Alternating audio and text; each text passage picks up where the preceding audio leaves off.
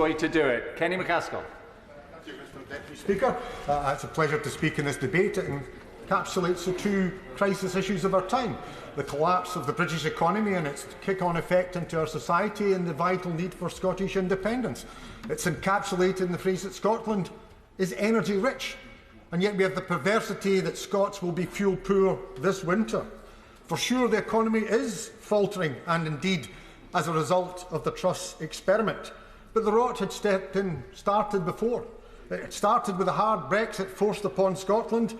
All that has happened is it has worsened and the pace has accelerated.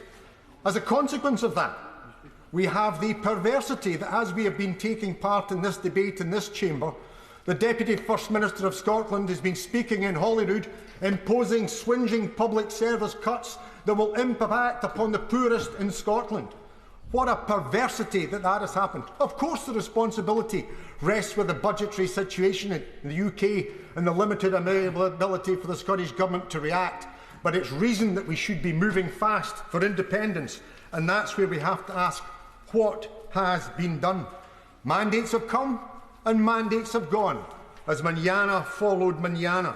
We're now told that there's to be a referendum next year, as I was told there was going to be a referendum next year ever since I first went into the SNP group in December 2019.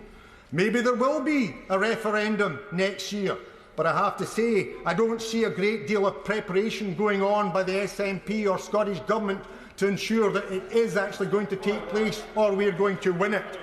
But that takes away from the need that Scotland is sovereign.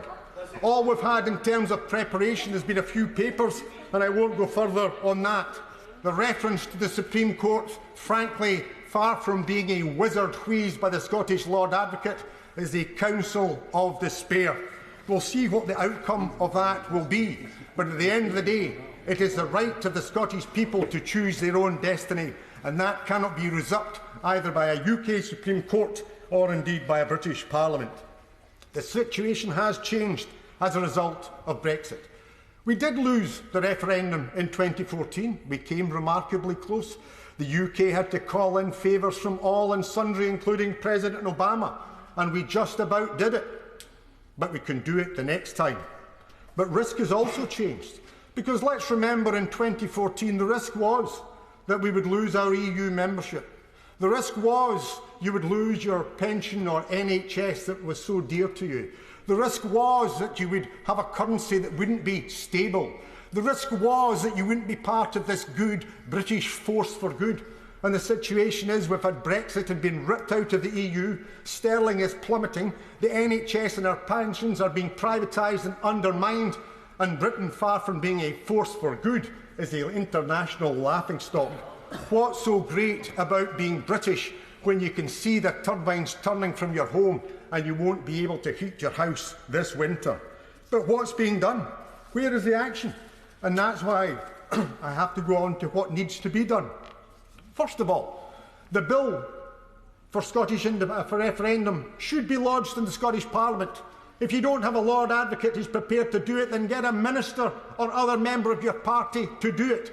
Lodge it forthwith, so that when it does come before the Supreme Court, as it has been, and they have to make their decision, it's not simply a referral from the Scottish Government. It is the sovereign will of the Scottish people that their Parliament have decided, and that stands behind it.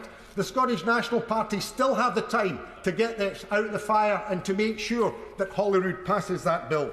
But secondly, let's call a Scottish Constitutional Convention, because at the end of the day, the people of Scotland are sovereign.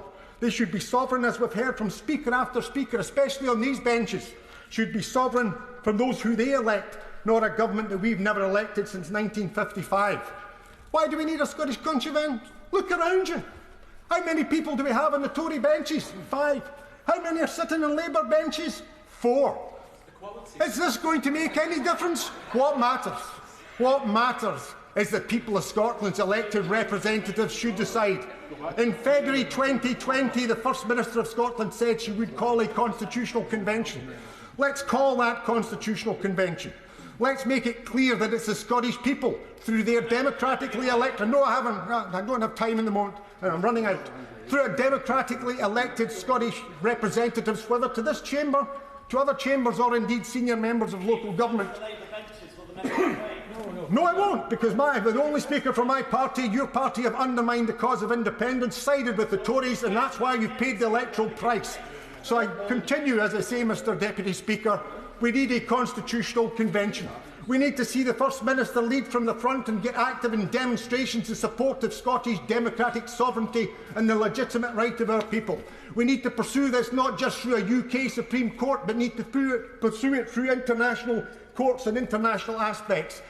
This is a position in which we have to make a stand. The Scots are going to struggle this winter. That an energy-rich Scotland sees people probably dying as a result of the fuel crisis is simply perverse.